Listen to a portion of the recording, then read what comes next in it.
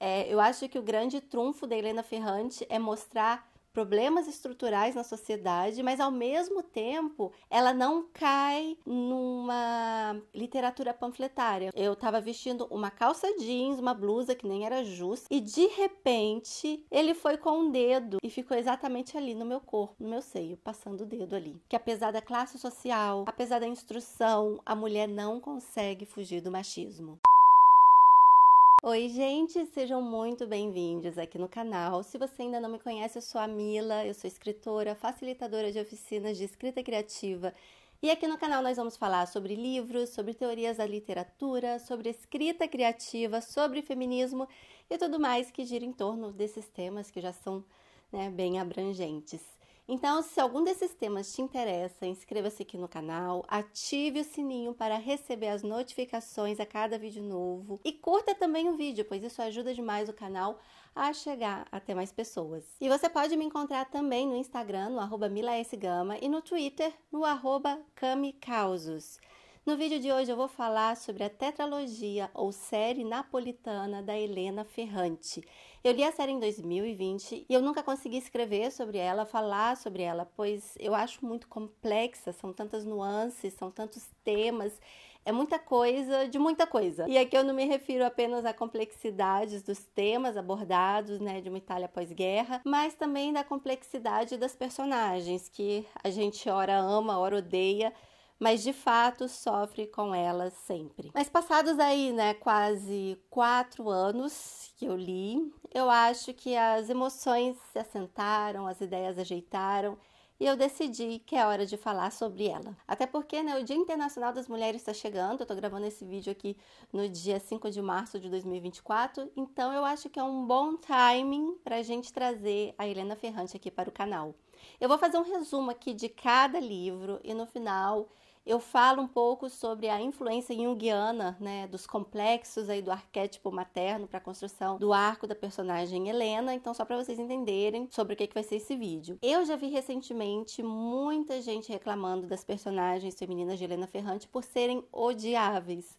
E eu não vejo tão dessa forma. Eu acho que a Helena Ferrante ela traz uma incoerência proposital às suas personagens que reflete um tanto como nós mesmas somos, Mas a gente geralmente não consegue parar para enxergar as nossas próprias incoerências, A gente não consegue muitas vezes ver os nossos próprios erros. Então é mais fácil sentar e apontar o erro do outro. E eu acho que também é importante, que quando a Helena Ferrante fala aqui de mulheres, a gente que tem essa coisa, de ser militante, ativista, a gente corre ali um erro de a gente vitimizar, ir para além da vítima. Nós temos ali uma mulher vítima, mas isso não significa que você exclui essa mulher de também causar vítimas, de também ter erros, de ter personalidade própria, identidade, de ser incoerente. Então, assim, eu acho que o grande trunfo da Helena Ferrante é mostrar problemas estruturais na sociedade, mas ao mesmo tempo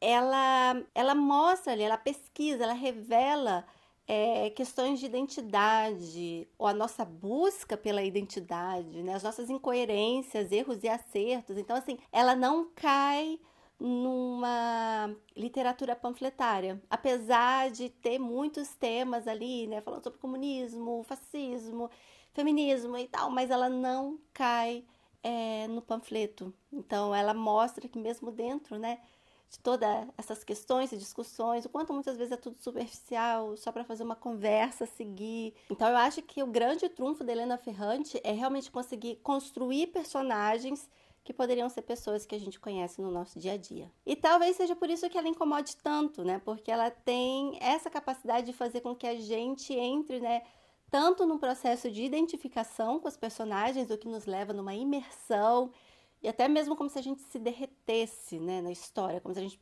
começasse ali a fazer parte daquilo tudo, numa simbiose, numa osmose. A gente se entrega para a narrativa de tal forma que, de repente, a Ferrante arranca a gente das páginas dos livros justamente por quebrar as nossas expectativas e as nossas identificações. O mesmo ocorre com alguns personagens antagônicos. Ela estica a atenção leitor-personagens de tal forma que quando finalmente odiamos e ficamos felizes com o fim que eles levam, ela quebra essa sensação ao revelar algo deles que a gente não sabia e faz com que nós, leitores, fiquemos com uma sensação até mesmo de culpa por termos desejado tão mal a eles. Mas eu estou aqui falando e você que não leu aí o livro tá aí sem saber do que se trata a história.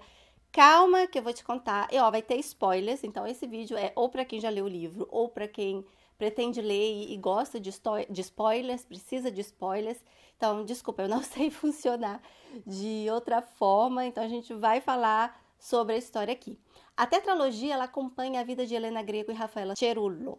A Helena, ela era também chamada de Lena ou Lenátia, a Rafaela de Lina para todos, ou Lila para Helena. As duas ficaram amigas no episódio das bonecas, né? A Helena Ferrante, ela gosta de trazer esses elementos boneca para sua narrativa, né? A Lila joga a boneca da Helena no subsolo e as duas vão procurá-la. Como elas não encontram, a Lila diz que provavelmente foi o Dom Aquile, considerado um homem muito ruim, quem deveria ter pego a boneca, e juntas elas vão até a casa dele reivindicar a boneca da Lena. A maldade do Dom Aquile era, na verdade, o fato dele ser um fascista, dele ter sido um, né, dos militantes do Mussolini. Isso vai ficando evidente no decorrer da história. O que é marcante na primeira parte dessa narrativa é a maneira como Helena Ferrante apresenta a infância dessas meninas que nascem na década de 50 em Nápoles, rodeadas de violência, fosse ela doméstica e fosse os crimes de rua. Apanhar dos pais era normal, tem uma cena em que o pai de Lila lança pela janela. A misoginia impera nas relações, tanto entre homens e mulheres, quanto entre as próprias mulheres. As competições entre as mulheres estão ali desde o começo, já com Lena e Lila. Lila era uma criança provavelmente com QI acima da média. Ela era autodidata, anárquica, ela não acreditava nas instituições, em professores, na ideia de sair de onde mora e se ajuntar a uma burguesia para melhorar de vida. Já Lena era uma menina também muito inteligente, disciplinada, estudiosa, né? Se torna uma acadêmica, ela queria subir na vida, ela queria sair daquela pobreza, miséria e da violência. Com o apoio da professora do bairro, a Lena consegue seguir seus estudos. Lila, porém, não, pois sua família não permite. Lena está em constante tentativa de se provar melhor que Lila. Ela ama a amiga, mas ela não consegue sair do modo de competição em nenhum momento. E Lila sabe disso. Lila utiliza toda a insegurança de Lena contra ela mesma, e isso ocorre na narrativa de Ferrante de forma sutil às vezes não tanto, né? Tem alguns momentos em que nós, leitores, nunca saberemos se foi daquela maneira mesmo. Até porque a narrativa é contada em primeira pessoa por Lena, que começa a história quando, já mais velha, recebe um telefonema do filho de Lila para dizer que a mãe havia desaparecido. Então, provavelmente, a própria Lena, em muitos episódios, ela não sabe se a Lila realmente agia da forma que agia para diminuí-la ou se era algo natural dela. Tem muitos momentos em que ela fica refletindo e tentando entender o que está acontecendo. Lila parece ficar com inveja de Lena poder estudar e passa a vida, ora tentando provar a Lena que a vida que ela leva é muito melhor que a de Lena, ou, pelo contrário, se mostra arredia por levar uma vida tão miserável que não tem tempo para as questões de pequeno burguesa da amiga. Mas o fato é que Lena está sempre insegura com essa amizade, mesmo quando Lila se mostra acolhedora ou mesmo sincera. Ou seja, uma amizade bem tóxica, não é mesmo? Mas os laços que as uniam desde a infância dificultavam um afastamento total de uma com a outra. O primeiro livro da tetralogia, A Amiga Genial, conta sobre essa amizade que nasce desse episódio da boneca até a adolescência das meninas. Ainda na infância, Helena se apaixona por Nino, filho de um cara que publica um livro de poemas, e impressiona as meninas que acreditam que, se estudarem e crescerem, vão poder publicar livros também e ganhar dinheiro com isso. Tem alguns momentos específicos desse livro que me marcaram muito, mas que não vêm necessariamente na ordem que eu conto aqui, porque já li há muito tempo, então assim, eu não lembro muito bem quando eles acontecem exatamente. O primeiro momento é quando Lena fica mocinha e os peitos dela despontam, ficam ali bem grandes, né? A atenção que ela começa a receber dos meninos é um problema. Um menino pede para ver se os seios dela são de verdade, pois os outros meninos não acreditam e eles acham que ela coloca enchimento. Lena, apesar de se sentir constrangida e coagida, ela acaba cedendo, até porque fica imaginando como Lila agiria naquela situação. Porque ela coloca a Lila num pedestal, assim, muito melhor que ela, muito diferente, o que não necessariamente corresponde ali com a realidade, né? Talvez a Lila ficaria paralisada e a Lena acha que ela agiria de uma forma mais tranquila e, tipo, amoral. Não imoral, mas assim, sem essa necessidade dessa moralidade toda em relação ao corpo e tudo mais, né? E a gente vê ao longo da narrativa que não necessariamente poderia ter acontecido dessa forma se fosse com a Lila. Essa falta de paz, né? Essa vergonha que engloba uma menina com cabeça de menina passando a ter um corpo, né, que marca essa sua passagem para a vida adulta, assim, né, de uma forma tão exposta, ela me fez lembrar de mim com uns 15 anos. Mesmo sendo ainda muito pequena em comparação às minhas amigas, muito magra, quase nada de peito, só aquela glândulazinha chata e dolorida, né, que fica ali para fora. Eu passei por um episódio de assédio. Eu morava no morro, no meio da Mata Atlântica, haviam poucas casas no meu caminho até em casa, e eu geralmente subia a primeira parte do morro e sentava numa das escadas que tinha, né, tinha bastante sombras, né, e eu ficava ali para descansar um pouquinho e depois seguir o caminho. E nessa casa morava uma família com 2 filhos, e eles eram membros da Igreja Maranata, que é uma igreja muito popular lá no Espírito Santo. O dono da casa, nesse dia, ele saiu, e aí eu conhecia ele, a esposa, eles conversavam com a minha mãe, sempre que a gente passava em frente à casa deles, parava, conversava um pouco e tal, comigo também. Então, assim, a gente sempre se via nesse caminho. Nesse dia ele veio falando que as crianças dele gostavam muito de mim, né, e que eu tinha que ir com mais frequência para lá. Eu tava vestindo uma calça jeans, uma blusa que nem era justa, era uma baby look, igual isso aqui que eu tô vestindo aqui agora, né? Ela tinha uma estampa nela e não tinha nada de decote, não tinha nada, né, que eu poderia dar, né, a liberdade para um homem, para ele mexer comigo, enfim, né? Eu tava ali normal, uma menina que acabou voltando da escola, que sentou para descansar na escada e era isso. Era um dia que eu acho que eu nem tinha aula, eu só fui entregar um trabalho, fazer alguma coisa e estava voltando para casa. Ele então olhou para minha blusa e até então eu não tinha percebido nenhum tipo de maldade. Eu não vi que ele estava olhando para o meu peito, né? Ele olhou assim para minha blusa e ele disse que era uma blusa muito bonita. E de repente, né, nessa fala, ele foi num detalhe da estampa, e esse detalhe ele passava, né, por cima dessa pequena protuberância que eu nem poderia chamar de peito ainda. Ele foi com um dedo e ficou exatamente ali no meu corpo, no meu seio, passando o dedo ali. Foi uma sensação de invasão horrível, né? Era o meu corpo. É muito louco isso, porque a nossa fronteira, né? E de repente você tem essa invasão inesperada, ainda mais para uma menina de 15 anos, que eu ainda era. Eu brincava com bonecas, né? Eu acreditava que se alguém ia para uma igreja, era alguém transformado pelo Espírito Santo de Deus. Então, aquilo para mim foi um choque. Como um homem casado com filhos que conhece a minha mãe poderia fazer algo daquele jeito? E hoje eu ainda acho interessante toda essa minha sensação, afinal, né? Nenhum homem, nenhuma pessoa deveria invadir o nosso corpo dessa forma, né? Mas ali, esse pensamento, e ali naquele momento, ele quebrou uma ingenuidade em relação ao mundo, né? Aquela bolha mágica que eu vivia. E ali eu enterrei definitivamente qualquer tipo de infância que tivesse sobrado, mesmo dentro de uma realidade muito difícil que eu vivia, né, com a minha família e com as nossas pequenas tragédias diárias. Então ali foi o momento em que a minha mãe, ela passou por abuso, por um estupro, né? Então ali naquele momento foi o momento em que o meu corpo, não de uma forma tão trágica como minha mãe, mas o meu corpo ele foi invadido também. Então essa parte aí da Helena, essa coisa do corpo, né? Quando eu tive a minha filha também foi uma das primeiras coisas que eu pensei, uma menina. Nascer dessa forma, sexo biológico feminino, a gente já está em risco. E se eu comecei a estudar sobre feminismo foi por causa disso também. Foi de remeter todos os momentos em que eu tive medo de andar na rua, a história da minha mãe, a minha história, né? Todas essas inquietações que a gente tem de andar na rua e o tempo inteiro com medo, alguém mexendo com a gente, da gente não ter paz. Simplesmente. Então, esse trecho, ele me marcou bastante quando eu li, assim, sabe? De fechar o livro, de parar, de respirar e de pensar sobre. Outro trecho do livro que me chamou muita atenção foi quando Lena e Lila decidem sair do bairro delas e caminhar até a praia. Em determinado momento, Lila fica paralisada de medo e as duas voltam para casa. Eu acho que é mais ou menos isso, porque já tem muito tempo, então, mas eu acho que é mais ou menos isso que aconteceu. Elas ficaram muito tempo longe, né? Muito tempo caminhando. Quando voltam já estava escuro, ninguém sabe onde elas estavam. Então a Lila ela apanha do pai e ele a arremessa pela janela.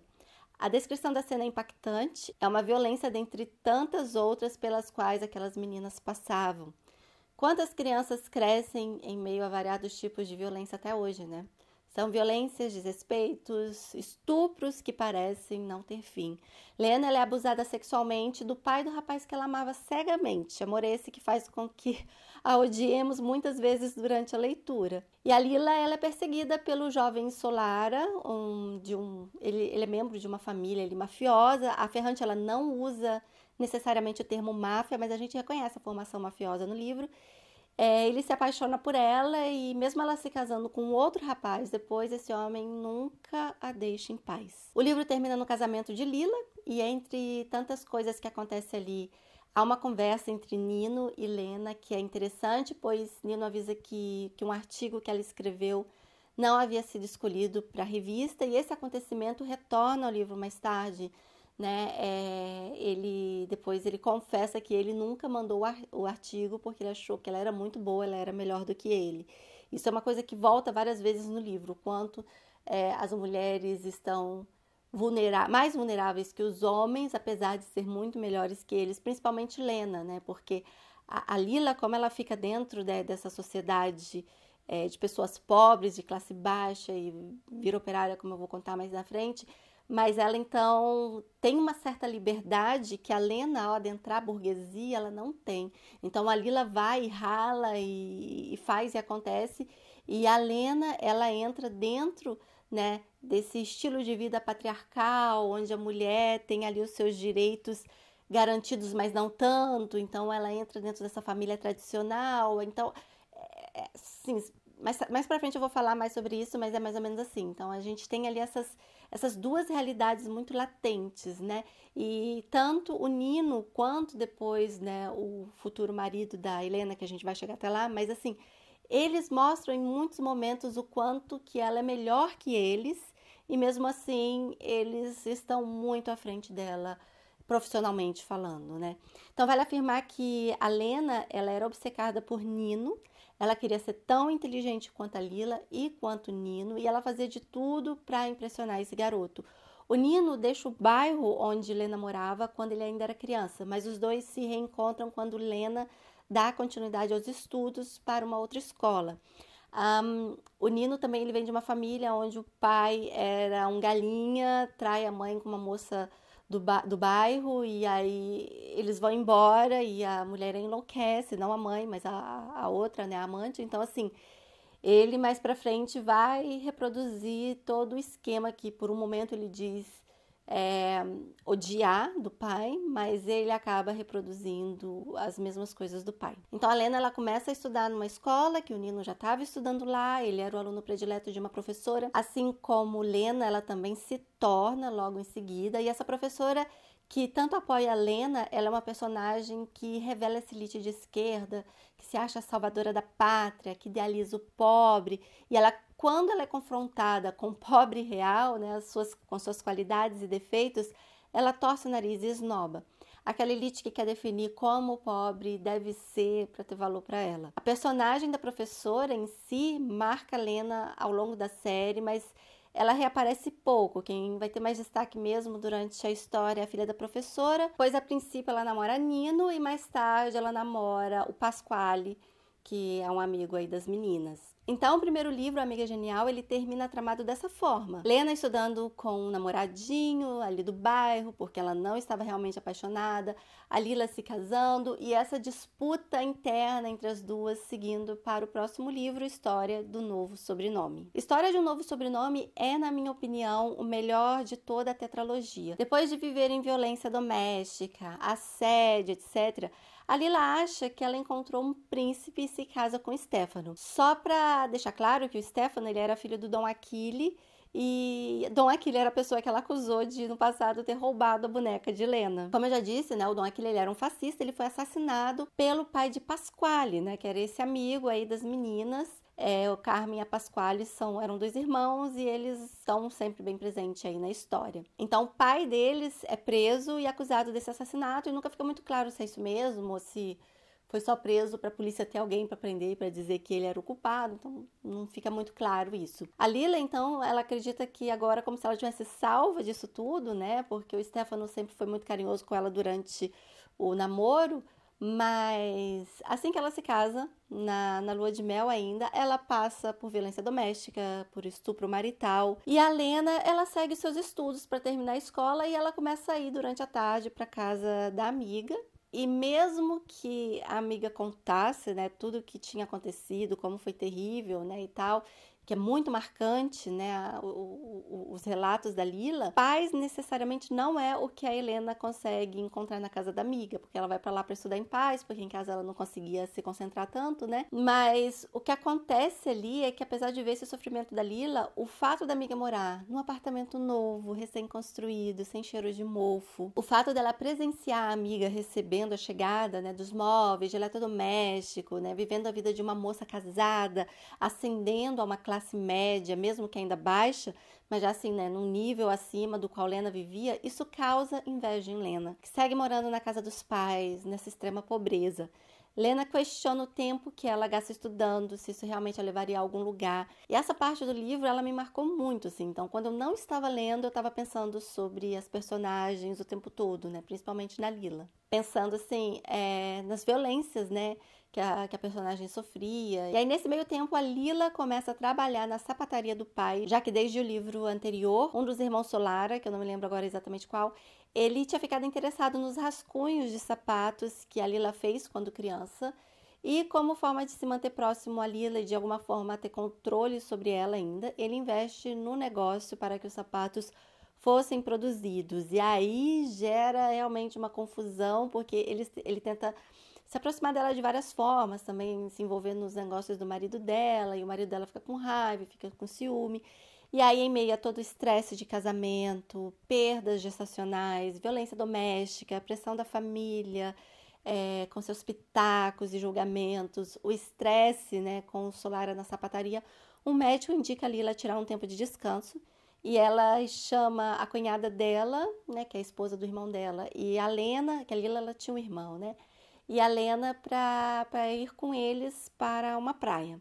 A Lena bate o pé para eles irem para Ischia, pois o Nino estaria por lá. No fim das contas, Nino e Lila ficam juntos, né, para decepção de Helena, e na mesma noite em que eles, né, ficam ali pela primeira vez, a Helena decide passar a noite com o pai do Nino, que também estava ali nessa região da praia, o mesmo que abusou dela, e assim ela perde a virgindade. Então, assim, essa é uma das partes em que a gente se compadece com Lena, já que Lila sabia do interesse dela por Nino, essa sensação de que a Lila invade o espaço de Lena sempre, nessa disputa entre as duas também é irritante. Mas, ao mesmo tempo, a Lena, ela irrita o leitor, por escolher um cara babaca como aquele para ir para os finalmente, né? Por alimentar dentro dela essa disputa tão mesquinha. Depois de ajudar a Lila e o Nino a ficarem juntos e a, né, engolir ali toda aquela dor de cotovelo, ela decide cuidar da sua própria vida. E enquanto ela se prepara para os exames finais, a sua professora indica ela seguir com os estudos na Escola Normale de Pisa, que era como uma faculdade, era a escola normal, era uma faculdade para pessoas que queriam estudar magistério, enfim, né? Tinha no Brasil também. É como se fosse uma universidade, mas depois meio que perdeu o status. E antigamente ela era muito comum, essa escola normal. A Helena, ela aplica, ela passa com bolsa de estudos, mas seu período na faculdade não é fácil. Ali ela vê o abismo intelectual entre ela e os outros estudantes de famílias abastadas, né? A diferença, né, do acesso de cultura que havia entre ela e os outros. E aí ela se envolve com Franco Mari, que era um rapaz de uma família de classe média alta, bem voltado para a esquerda, militante, com uma visão bem crítica em relação à própria esquerda. E foi com ele com quem ela fez a sua primeira viagem internacional para a França. E apesar de dizer que mal viu algo da cidade, ela ficou a maior parte do tempo em salas esfumaçadas. E ele a ensinou a chamar tudo de estudo, mesmo literatura de ficção que ela lesse. E aí eles têm esse relacionamento que ela aprende muito dele e tudo mais, só que ele logo acaba depois dele ser reprovado no curso por notas baixas e não ter mais nada a oferecer intelectualmente a Helena. E aí ela fica bem isolada, bem sozinha, e ela acaba se envolvendo com um rapaz que também é muito sozinho, que é meio isolado, né, meio nerdzinho, que é o Pietro Airota, né, um rapaz tímido que a procura depois de ver que ela estava ali, né, servindo de chacota para as outras pessoas. Ele mesmo era introspectivo, muito estudioso, e os dois começaram um romance. O Pietro era filho de um renomado professor universitário e ele vinha dessa elite intelectual, socialista. A mãe trabalhava para uma editora, então assim, ele mostra o livro de Helena para sua mãe, que resolve mandar para a editora. Primeiro ele meio que dá um desdém no livro dela, né? O interessante aqui é que enquanto parecia que a vida estava dando uma virada para Helena, já para Lila as coisas seguiam muito complicadas. Ela mantém o seu romance com Nino, depois se descobre grávida, foge com ele, fica 20 dias fora, encontrada amando dos irmãos Solara, né, por amigos de infância, que é o Antônio, que é um ex da Lena, Pasquale e Enzo. Ela volta para casa do Stefano, e ele fica muito feliz em saber que será pai. E apesar dela afirmar que a criança não é dele, ele aceita e finge que nada aconteceu. Ao dar à luz ao filho, Lila tenta educá-lo de maneira diferente das outras crianças e tenta alfabetizá-lo cedo. A relação com Stefano segue violenta e ela decide ir embora com Enzo, que é um amigo, para o bairro Operário. A princípio eles eram só amigos e depois, mais pra frente, durante a saga, eles acabam se tornando um casal. Lá ela começa a trabalhar numa fábrica de um cara que inclusive era amigo de Nino, o Bruno, e ele esteve inclusive na praia com ela e com Lena também, quando ela começou a se envolver com o Nino. Ele se envolveu com a cunhada dela, por acaso, também. E por trabalhar na fábrica, Lila precisa deixar os filhos aos cuidados de uma vizinha e passar por todo tipo de abuso, desde o moral até o sexual lá dentro. Quando Lena chega para visitá-la e leva o livro A Fada Azul, que as duas escreveram juntas na infância, Lila joga o livro na fogueira. Então Lena termina o livro apresentando o livro que ela acabou de publicar numa livraria, recebendo uma enxurrada de crítica até alguém levantar a voz para defendê-la. E era o Nino. O terceiro livro, História de Quem Vai e de Quem Fica, começa com esse encontro entre Lena e Nino e fica óbvio o quão idiota ela fica quando ela está perto dele. É detestável. Helena e Pietro se casam depois disso. Lila passa a participar dos encontros comunistas dos operários da fábrica, organizados por Pasquale, a filha da professora de Helena, que foi namorada de Nino anteriormente, né? E durante as noites, Lila e Enzo resolvem estudar informática para tentar mudar de vida. E, incrivelmente, eles conseguem depois um trabalho na IBM num primeiro momento. E depois eles trabalham para os irmãos Solara, montam uma empresa, né? Enquanto isso, Lena se casa com Pietro, em partes por ele e sua família incorporarem, né, essa civilidade que ela tanto admira, mas também por parte pela segurança financeira. Não fica evidente, assim, na série, mas é uma impressão minha, assim, sabe? Eles representavam para ela também uma segurança para ela continuar seguindo os sonhos dela com a escrita e tal. Tem uma parte no livro anterior em que um professor, ele comenta com Pietro sobre o seu trabalho ter potencial para que ele, assim como o pai, né, se torne um professor universitário. E a Lena, ela apresenta também interesse em se tornar professora. E ela é ignorada por esse professor. Isso mostra que, apesar de se esforçar tanto, estudar tanto, ser mais inteligente, inclusive, que o Pietro, existem alguns privilégios que parecem ser inatingíveis para alguém que vinha de onde ela vinha, especialmente em se tratando de uma mulher. Então, é como que, apesar de parecer que ela tinha escolha, tanta escolha assim, ela realmente não tinha. E o casamento para ela foi uma segurança. Depois do casamento, a Lena tem 2 filhas e conforme ela vai enfrentando as dificuldades da vida materna, dos afazeres domésticos, o relacionamento com o marido vai esfriando. Na cama, ela apenas conta o tempo para que Pietro se satisfaça. Ainda muito influenciada pelas ideias de Nino, ela julga os posicionamentos do marido em relação, por exemplo, a estudantes, manifestações, né? Ela acha que o marido ele tinha que ser mais revolucionário, e é isso mesmo, os estudantes estão certos, então os dois sempre têm muito desacordo dessa maneira. Ela começa a flertar, então, com os colegas do esposo em jantares na sua casa, marca de encontrar esses homens na presença das filhas. E aqui é um momento que a personagem ela irrita demais. Porém, essa reação dela reflete também um amadurecimento da personagem, que parece perceber aos poucos que, apesar da classe social, apesar da instrução, a mulher não consegue fugir do machismo. Ela, Helena, estudou tanto a vida inteira para chegar na idade adulta e se ver presa em casa, cuidando de crianças e da casa, assim como a sua mãe, a realidade que ela tanto desprezava. Ela escreve um livro que a sua sogra não considera bom o suficiente durante esse período, e ela fica muito irritada de não conseguir produzir tanto quanto ela gostaria, na qualidade que ela gostaria. Ela publica alguns artigos em jornais, né, principalmente relacionados aos problemas de Lila na fábrica, então assim tem todo um fuzuê lá.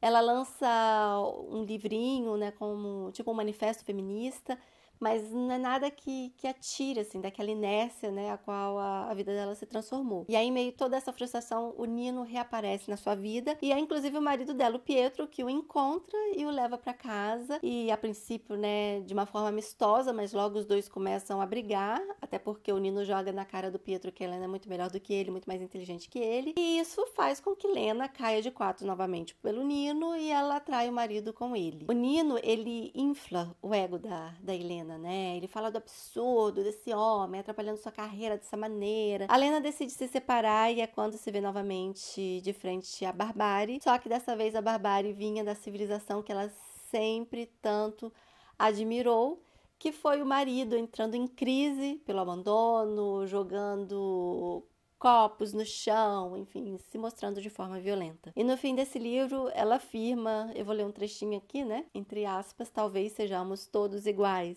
E é um momento em que eu acho incrível dela entender que, no fundo, né, você pode se fingir uma pessoa muito racional, mas no fundo, a gente é muito mais emoção do que razão. E aí o livro termina com ela viajando com o Nino pro exterior. Não sei se foi a França, Estados Unidos, mas os dois viajam. O quarto e último livro, ele encerra, então, a história das duas amigas. A Lena volta de viagem, mas a relação dela com o Nino não engrena direito. Ele enrola, ele não abandona a esposa, né, que era inclusive uma mulher muito rica, então ele se mantém nesse relacionamento por conta do status e os contatos que ele oferece para ele. As filhas de Lena, elas passam uma temporada com os avós paternos.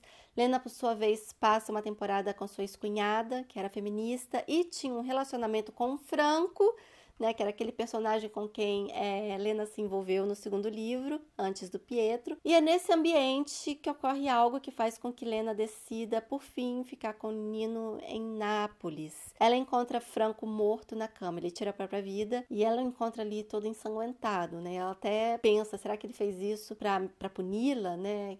As crianças, ele coloca uma cartinha que é pra ela não deixar as crianças verem, mas ela tinha que entrar, ela tinha que vê-lo. Então ela fica se questionando, né, o motivo dele ter deixado ainda aquele bilhete antes de se matar. E o Franco, ele é o melhor personagem masculino, assim, sabe? Ele é ácido, ele nunca chega a ser um sentido insensível, né? Ele tem uma leitura muito boa da Lena, ele a chama de pequeno burguesa, né? Mas ele vem de uma classe privilegiada, então tem umas falas meio machistas, né? De Lena escrever como homem, umas coisas assim, então. Mas ele é um personagem que ele se acha muito melhor que todo mundo, mas ao mesmo tempo ele se joga lá embaixo, assim, né? Ele é um dos personagens que eu achava mais interessante. Os embates dele com a Lena eram muito maravilhosos, assim. E o interessante é que todos os personagens da trama que por acaso estão na elite intelectual, o livro mostra que eles têm uma linhagem, né, de uma elite de longa data. E isso se conecta muito com uma pesquisa que foi feita na Itália e mostra que as famílias mais ricas em Florença são as mesmas famílias há mais de 600 anos. A Lena, ela teria a possibilidade de ocupar um cargo na editora, mas ela se recusou. Ela recusou outras propostas de trabalho, tudo para ir para Nápoles e ficar com o Nino. E ela ainda ajudou o Nino para que um texto dele fosse aceito na editora, onde ela publicava os livros dela. E os dois começaram ali a ter uma rotina de escrita, de trabalho, de revisão de texto juntos. Porém, a vida com o Nino não se mostrava fácil, né? Ele ficava por períodos longos, ausente. Ele tinha, né, essa esposa dele, que era rica e refinada, ele tinha filhos com ela. Então a Lena, ela se enganava com a vida que ela encenava ali em Nápoles, mesmo sabendo que ele espalhava filho para onde ele passava, que ele não era fiel nem com a esposa e muito menos com ela, né? Mas ela aceitou viver nessa situação. Nessa época a mãe de Lena fica muito doente, o Nino mal a ajuda, quem apoia mesmo são os mafiosos, né? Os irmãos Solara, para que ela tenha atendimento médico de qualidade. E aí acontece que no meio disso tudo, não sei se é antes ou depois, mas em algum momento a Lena e a Lila, eles engravidam. A Lila tem a filhinha dela primeiro, né? Com 3 semanas de diferença com a Lena. E também acontece na série que a filha da professora de Lena, ela se envolve com Pasquale, ali no terceiro livro, e os dois participam de atos terroristas, e a moça é presa e Pasquale fica refugiado, ela tenta envolver Lila nos crimes, né? Não dá em nada, mas também tem esse acontecimento que é interessante falar sobre. Essa rivalidade feminina, ela se apresenta várias vezes no livro e também aqui, né? A moça não esqueceu o Nino, não esqueceu a Lila, guarda esse rancor e essa obsessão mesmo depois de tantos anos. Em algum momento, a Lila conversa com Lena sobre Nino, conta a história de quando os dois ficaram juntos por 20 dias, explica que Nino continuava a procurá-la mesmo depois de estar com Lena. E ainda assim, Lena segue com o Nino, apesar de se sentir mal com toda a situação. A relação de Lena só acaba quando ela vê Nino com a empregada, né, que era uma senhora mais velha. E o Nino, ele é um babaca, ele usa do seu feminismo dissimulado para se defender, como se ele tivesse a serviço de todas as mulheres e Lena fosse uma monogâmica compulsiva e egoísta. A Lena decide finalmente colocar um ponto final na sua relação com o Nino e ela vai morar com as filhas no bairro onde nasceu, como num processo de regresso às raízes, né? E ela passa a trabalhar em seu novo livro, além de escrever reportagens sobre corrupção, drogas, as coisas que ela via ali no bairro e que representavam essa Itália que as pessoas muitas vezes gostavam de fingir que não existia. As relações com Lila seguem sempre conflituosas, principalmente depois que Lila perde a sua filha, né, que desaparece, daí é o nome do livro.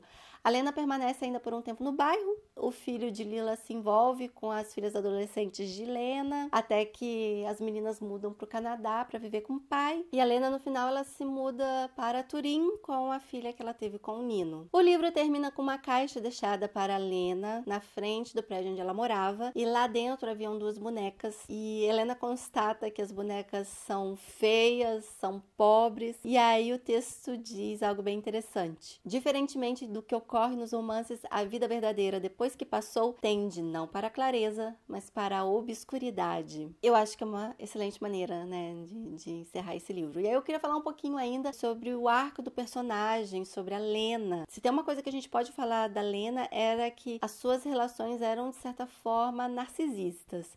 Com todos os homens que ela se relaciona, ela parece se relacionar enquanto ela se vê nele, né? Eles são o seu reflexo no espelho, né? Era para além das afinidades. O Nino era aquele que desprezava o bairro como ela. Ele era estudioso como ela. Depois o Franco era aquele rapaz que queria mudar o mundo, né? Mas assim, ele não se mostrou tão estudioso, né? E ela o descartou. O Pietro a encantou também por ser um intelectual e estudioso, né?